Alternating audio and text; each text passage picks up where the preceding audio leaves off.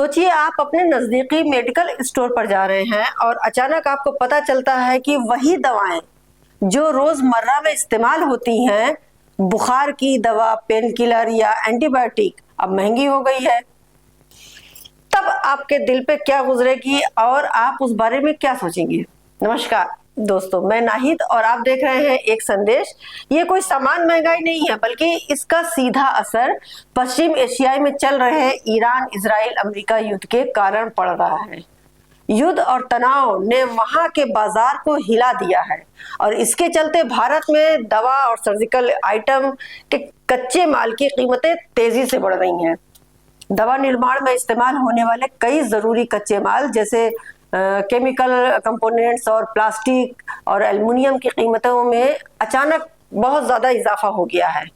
ये सिर्फ दवाओं की लागत बढ़ाने वाला मामला नहीं है, बल्कि पैकेजिंग पर भी असर डाल रहा है। टैबलेट और सिरप के साथ साथ उनके पैकेजिंग मटेरियल की कीमतें बढ़ने से उत्पादन लागत में बढ़ोतरी हो रही है, जिससे आम जनता बहुत परेशान भी है और गरीबों पर इसका भारी असर पड़ेगा। उसका असर सीधे बाजार पर भी दिखने लगा है। आइए कुछ आंकड़ों की बात करें। आम इस्तेमाल की दवाओं में शामिल पैरासीटामोल के कच्चे माल की कीमत में 47% की वृद्धि हुई है। दर्द निवारक डाइक्लोफेनाक में 54% और डाइक्लोफेनाक पोटेशियम में 33% की तेजी दर्ज की जा रही है। एंटीबायोटिक्स भी इससे अछूती नहीं है। अमोक्सिसिलिन और ट्राईहाइड्रेट की कीमतें 54% और सिप्रोफ्लॉक्सासिन में करीब 62% तक का इजाफा हुआ है। कच्चे माल और पैकिंग की लागत बढ़ने के कारण दवा और सर्जिकल आइटम की नई खेप में 20 से 25% तक कीमतों में वृद्धि हो सकती है, अभी और ज्यादा हो सकती है।